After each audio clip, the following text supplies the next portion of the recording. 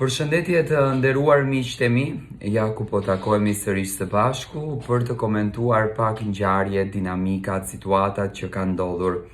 Dua të komentoj pak Gjestin. Ju e dini shumë bukur që Gjesti sonte ka udhëtuar për në koncert, edhe pse një herë u tha që koncerti është anuluar, por jo, koncerti do të realizohet, do të jetë një koncert shumë i bukur.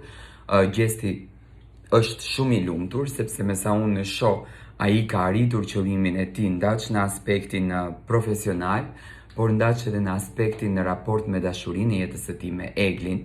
Dhe do me thënë, situatat janë drejt së mirës, marrëdhënia shkon drejt së mirës, dashuria e tyre shkon drejt së mirës.